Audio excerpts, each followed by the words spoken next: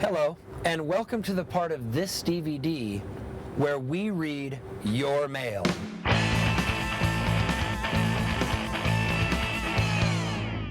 I'm your host, Jason Lee. As you can see behind me, they're shooting a scene from My Name is Earl.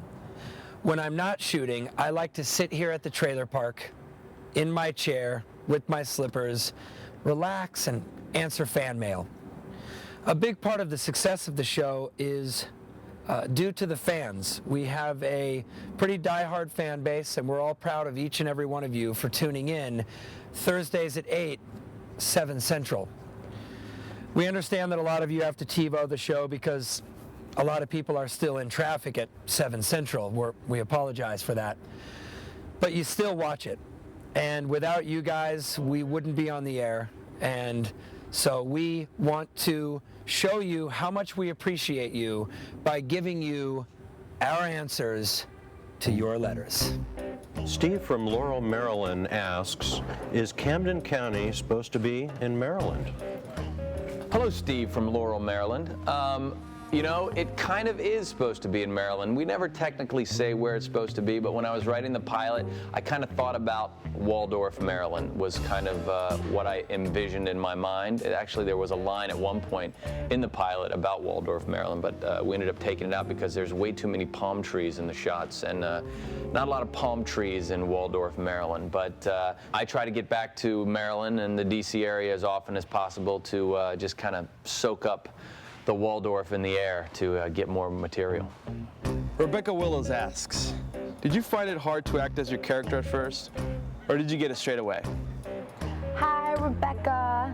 To answer your question, I did find it a little bit difficult because in my mind, in the original pilot, Catalina was written as Tatiana, who was a Russian maid. So when I went to the audition, I went in doing my version of a Russian maid, and I loved it. So by the time it changed to Hispanic, I was really struggling with what kind of accent I should give Catalina. Excuse me? At first, the accent was too thick. If my boss comes back and sees that there's no garbage in the parking lot, he's gonna get used to it like that. So could you By please the third season, I kind of got really comfortable with what is Catalina now. Earl, could you give me a hand?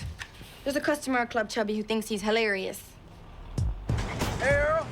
Hey, Crabman. The character is actually, that's the way I am in real life. I act as if I'm not really that way, but I am a genius. I'm not gonna argue about this. And I really do walk like Charlie Chaplin, and I do have sleepy eyes a lot. No, it wasn't difficult at all. I'm gonna get that money, Earl. I want it.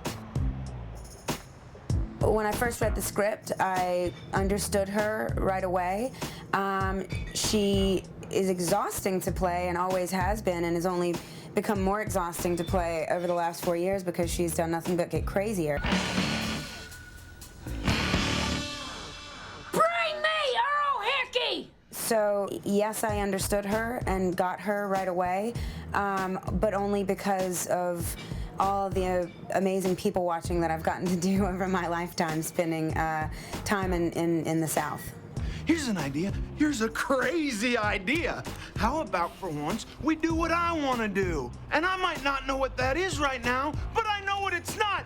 Doing another item on your stupid list! I got it straight away. I didn't find it hard at all. As I read the pilot script, I could hear Randy's voice in my head, and that is now Randy's voice all the time for almost 100 episodes. Talking about karma.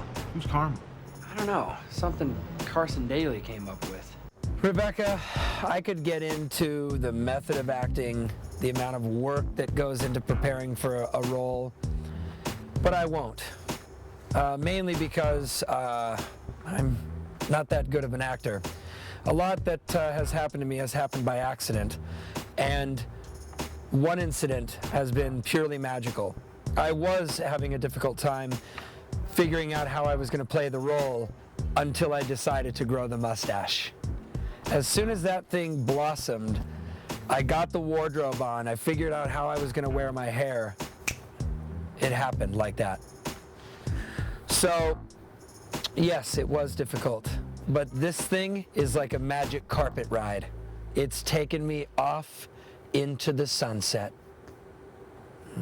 John from Newark, Delaware asks, was the series originally created such that each episode would be an item from Earl's list indefinitely?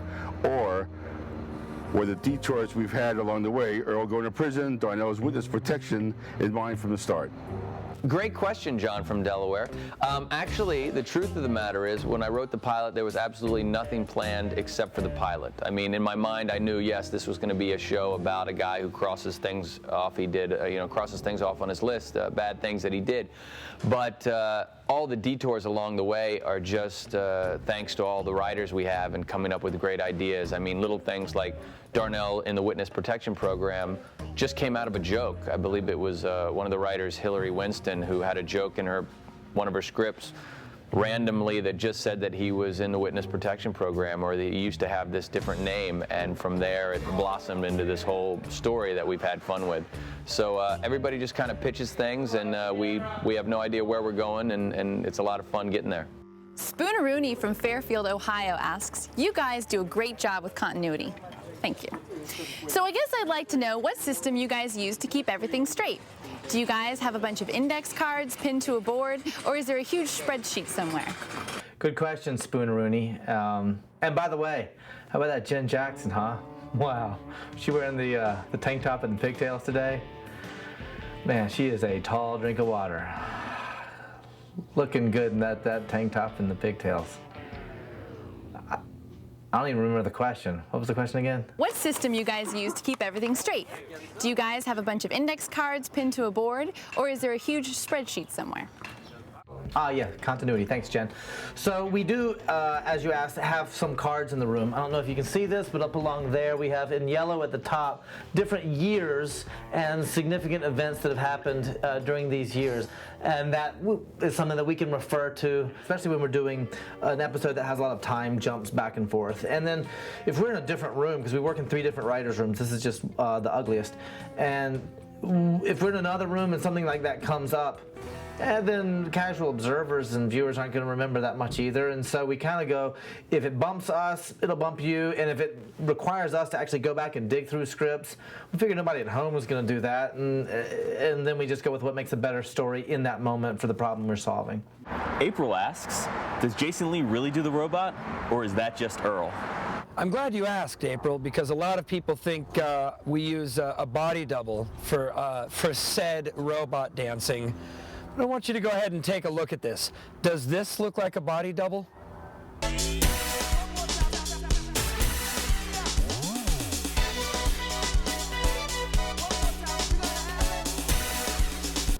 I didn't think so, April. Spoonerooney from Fairfield, Ohio asks, how many hairpieces does Jamie Presley have, and which one is her favorite? I honestly don't know the exact number of hairpieces because we run the gamut when it comes to Joy's hair of hairpieces. We have extensions and full wigs and half wigs and falls and clip-ons and all kinds of things. My real hair actually comes up to my chin. It's in a bob, so my hairdresser's pretty outstanding because he makes everybody believe that I have 18 different lengths of hair on a daily basis. Actually, the real answer to how many wigs does Jamie Presley have is 111. And my favorite is probably Joy's blonde afro puffs. Darnell, get in here. There's a bubble jet in a place I know you're gonna like. April asks, is Randy's dancing to It Takes Two his own, or was it choreographed? In the pilot, we were in a what was meant to be a gay bar, and I didn't feel like dancing with any men that I didn't know, so I made Greg dance with me. So that was my own interpretation of Randy's dance, with a little bit of help from Greg Garcia. Beth from Simi Valley, California asks, does TV's Tim Stack lean on the writing staff to include him, however briefly, in episodes to up his IMDb count? Well, Beth, that's an interesting question. Tim Stack, is a writer on the show and also an actor for us occasionally. And really what happened with Tim is Tim was just a writer on the show. There was no plan to have him actually on the program, but Tim has an addiction to Thai massages and whiskey, and that adds up. And we don't pay him that much as a writer because, quite frankly, he doesn't do that much as a writer. But when he started asking me for money, I thought, we got to find a different way to get this guy some cash. And what better way than to have the studio pay him for acting? A Cat May Look from Columbia, Missouri asks, can we expect any more episodes from musical numbers like Respect the Meat? P.S. I love you, TV's Tim Stack. Well, on behalf of TV's Tim Stack, let me just say he loves you too. And by the way, how about that Liam who read the question, huh? That is a tall drink of water, huh? He is great to have around, really. Really great to have around. What was the rest of that question? A Cat May Look from Columbia, Missouri asks, can we expect any more episodes from musical numbers like Respect the Meat? I'd love to do more musical numbers like Respect the Meat. That was the first song I had ever written, and it was a tremendous amount of fun to do and really, really, really technically difficult. The amount of detail that goes into not only the musical aspects and recording, but also then the music video and the dance. Really a cool challenge, and I hope we get to do it again. I'm not saying what to eat. Life is short and life is sweet, and meat is life, so I repeat. Please respect the meat. My name is Meester from Sunnyvale, California, writes, Dear Greg Garcia and work friends, does Mr. Turtle have a stunt double? And also, is Mr. Turtle really a mister? Of course, Mr. Turtle has a stunt double. Actors don't do their own stunts when they're valuable members of the cast and something could go wrong. Usually get some dumb, big, stupid guy to double for the actors, so we have a dumb, big, stupid turtle, a double for Mr. Turtle. And as far as is Mr. Turtle male or not, I think there was an episode this year where we saw Mr. Turtle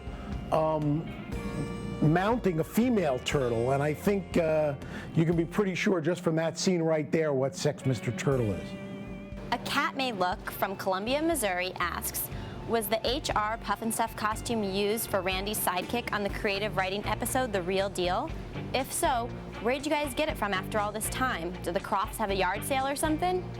No, we didn't have a yard sale. As a matter of fact, we got it out of our warehouse. That is the original HR Puff and Stuff costume. Well, actually, Sid, we didn't get him immediately out of the warehouse because we brought him to Beverly Hills because we have the best plastic surgeon.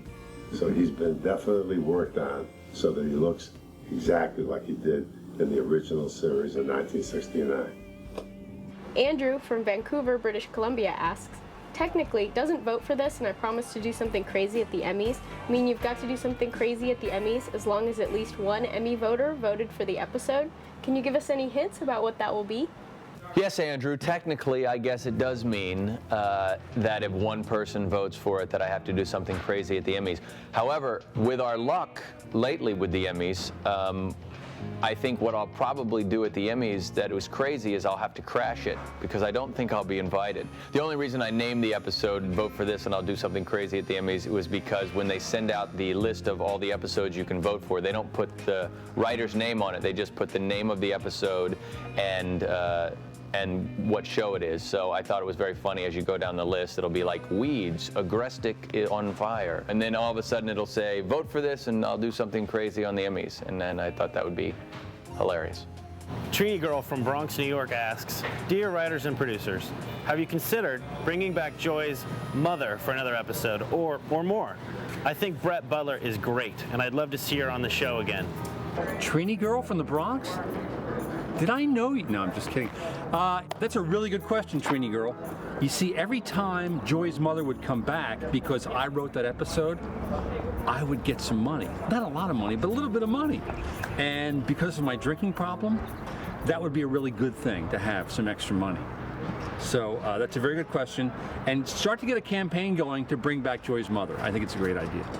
Will Hutchings, aka the Mad Maple, from Happy Valley, Canada, writes, have you thought about trying to talk Jason Lee's good buddy Kevin Smith into either writing, directing, or appearing in an episode?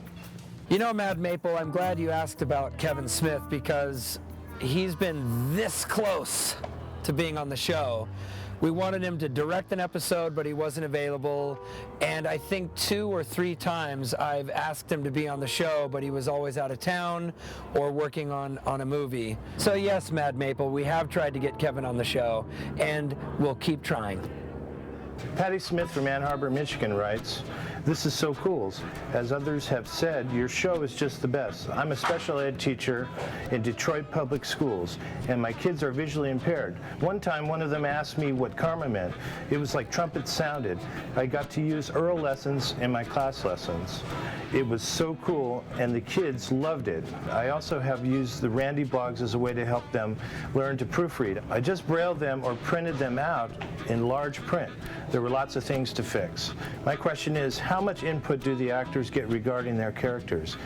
Can they improvise lines or make suggestions if they don't think some lines, outfits, or actions will fit their characters? They are all so talented, it's just amazing. I can't imagine the kind of hours you all must put in. Thanks for the great work and for this opportunity." There is not a lot of improv done, and my own personal feeling is that anytime I hear an actor say my character wouldn't do something or say something, I feel that that's just kind of the actor being lazy. That's my honest opinion of that. And I've done that too, but I know that ultimately it comes out of laziness. I think that the writers do such a fantastic job that it's really my job to then come and figure out how to do what they've asked me to do. I think it's amazing that you have incorporated our show into informing kids about karma. I think karma is a very valid topic and subject nowadays. I think there's some things we do on our show that might not be appropriate for kids, but hopefully you're weeding through that. And yeah, the Randy's blog, Randy needs a lot of help with punctuation and grammar, so any suggestions I'd appreciate. Beth from Simi Valley, California asks, "For Jamie Presley, what's it like to make out with a delicious Eddie Steeples?" Though come to think of it, we actually don't get to see that saucy couple make out much. So I guess my question is, what's up with that? The reason that you don't get to see us make out as much as you're saying you would like to see is because it's television. It's not HBO television, it's network television, and there's standards, so we can only show so much in an 8 o'clock time slot because it's family hour. And our show already pushes the envelope as much as it does. For an 8 o'clock show, we have to hold back in certain areas, and that is one of them. Victor from Tucson, Arizona asks, "This season we finally learned the story behind Crabman's stint in the Witness Protection Program. I remember on season 2 DVD commentaries you guys mentioned that you had considered ending the first season with an episode about Crabman and the WPP Witness Protection Program, but decided against it. Was the story we saw this season the story we would have seen then? If not, what changes did you make and why? And what made you decide to finally tell Crabman's story this season? Thanks for a great show. This has been one of the best seasons you've had yet." Thanks, Victor. And here's your answer. Well, Victor, the whole witness protection thing has been knocking around for a while, and we just kind of used it for jokes here and there. And we knew we would ultimately pay it off. We just didn't know when we would ultimately pay it off.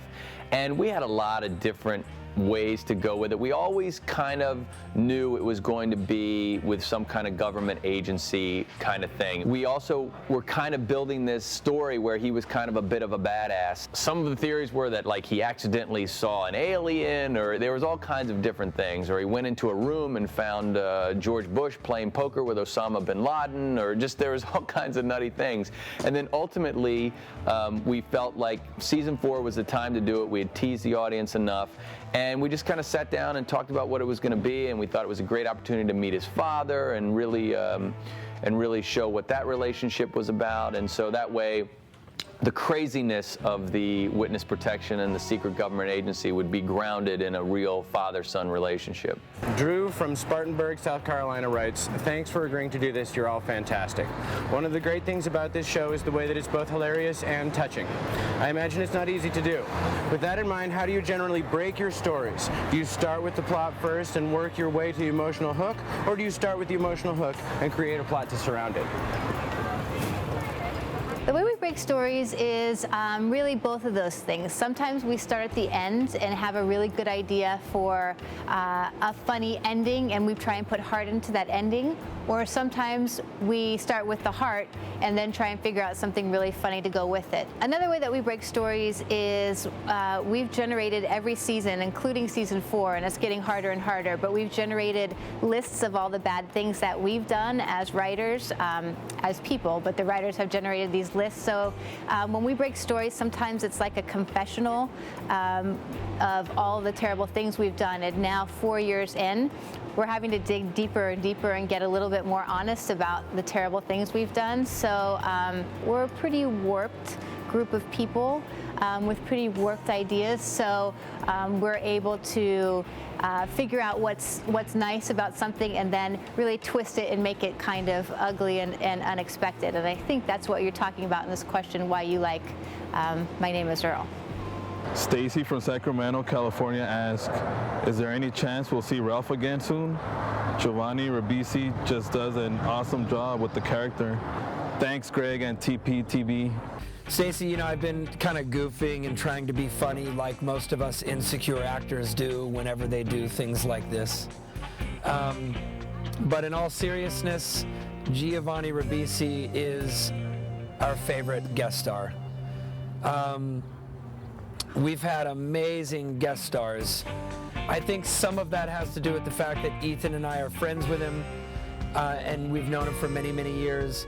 But when he comes on to the set, he's completely in character the entire time, and it's absolutely hysterical.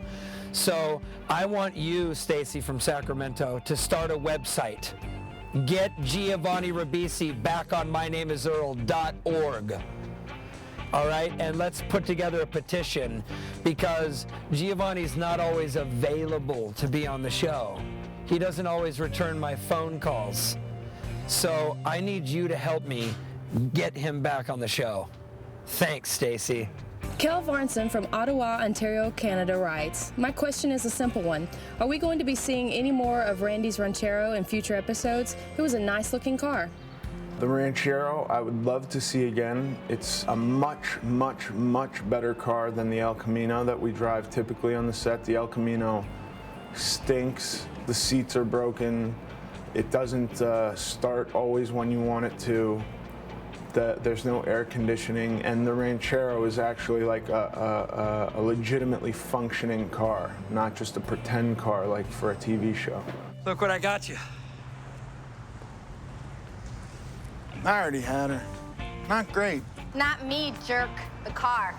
That Ranchero belongs to Greg Garcia, and I think they have to pay him for the use of it, so I'm sure he would love to offset the price of the car by having it back on the show. So I would think, yes, we would be seeing that car again, but I have no idea when.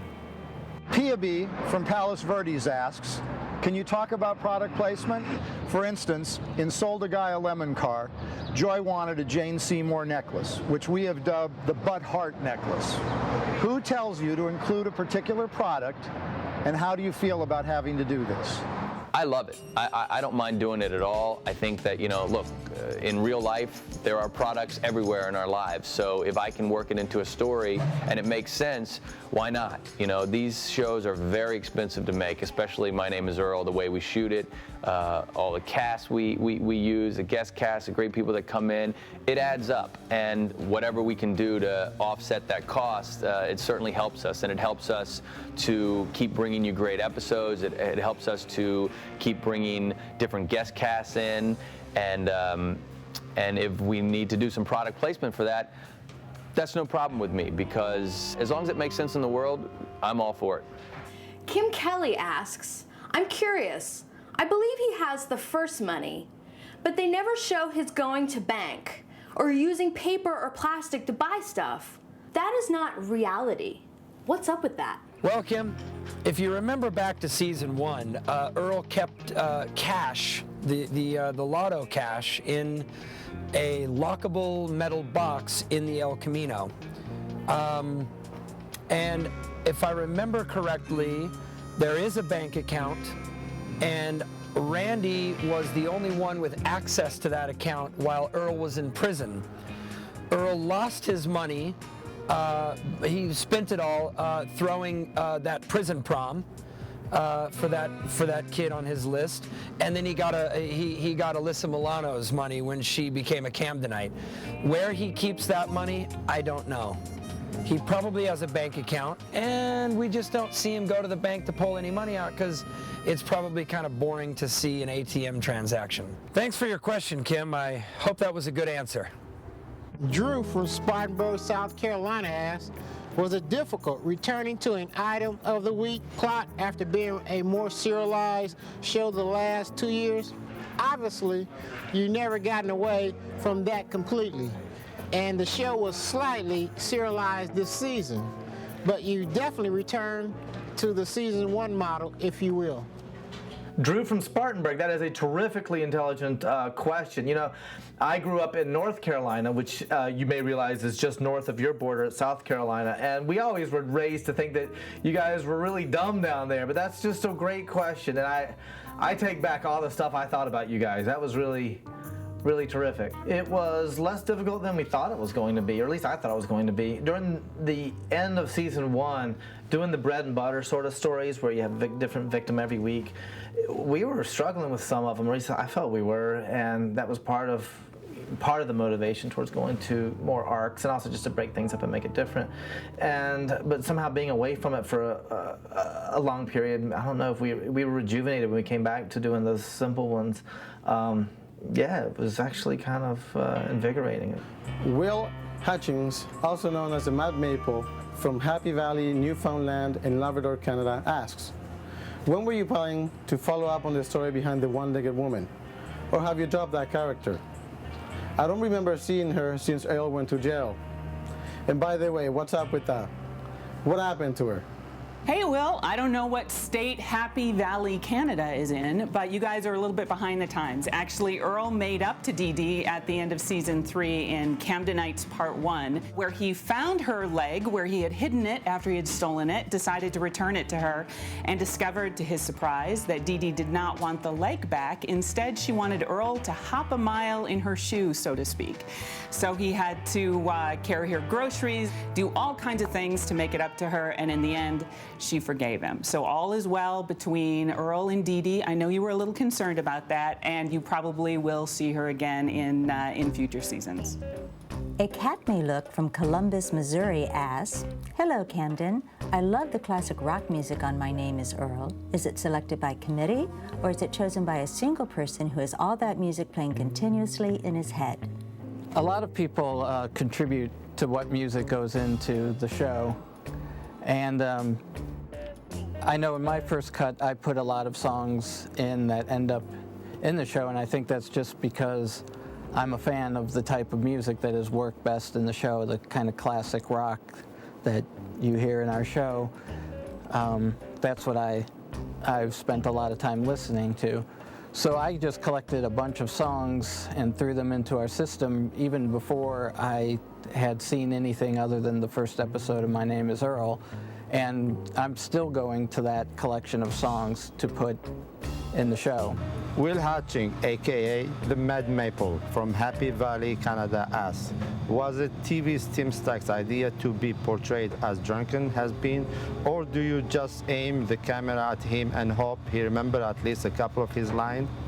Really funny, Will, making fun of me because that was my idea. Greg asked me if I wanted to do the show as myself, and I said only if I play me as a horrible drunk, because of some stories I had heard about TV stars in the 60s who used to go around town wearing their costume even on weekends, which I thought was really pathetic and funny. And perhaps one of them was the skipper from Gilligan's Island. Anyway, so I decided to, put on the Son of the Beach outfit, and as if I had moved to Camden, and I'm going to spend the rest of my days drunk. Tarragon918 asks, Dear Greg, my inquiring mind wants to know what the significance of the changing pictures in your Amigos de Garcia logo is. Okay, I know they must indeed be your friends, but who are they? Oh dear, that came out a bit too personal. Probably better left to my imagination, eh? Tarragon 918, that is a saucy question. Thanks, Tarragon 918. That is a saucy question.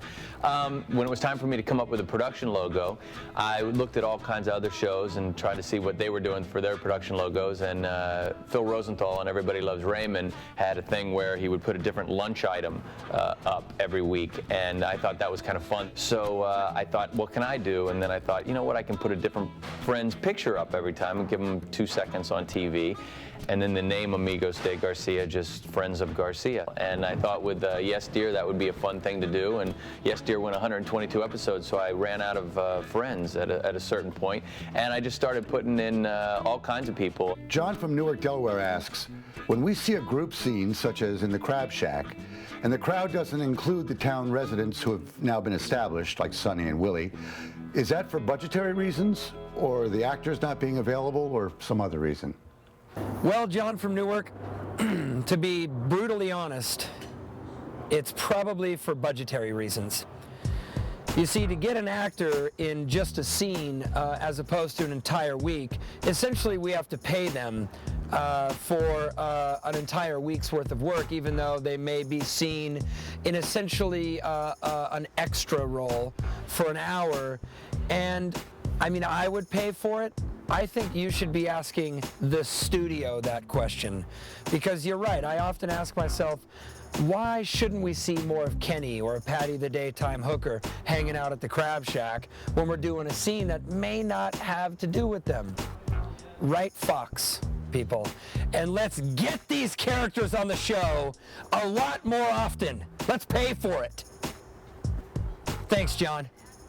Erin from Attleboro, Massachusetts writes, thanks to everyone who makes My Name is Earl one of my favorite shows. My question is in the spirit of the offer by Greg Garcia. This is the only show I have watched that allows such success and input from its viewers. Thanks to the internet, it's much easier for the viewers to voice their opinions. How much, if at all, has the instant access to viewers' response changed how My Name is Earl or TV in general is made? I'm not sure how much it affects the show, because subconsciously I'm sure we read that stuff and we know what you like and what you don't like, and then we're going to steer the show maybe in one direction, or if you really liked an episode with one character, we might bring that character back. You know, not to the point where we're looking at it going, oh gosh, what'd they like, because the truth is it is a small sampling of our audience, but at the same time it's the people that care enough to go on and write about it, and I think that's pretty cool. Well, that concludes the fan mail portion of this DVD. We hope the answers have been satisfactory enough for you. If not, you can now write us letters of pure hatred. But continue to watch the show. We love you all, and thank you.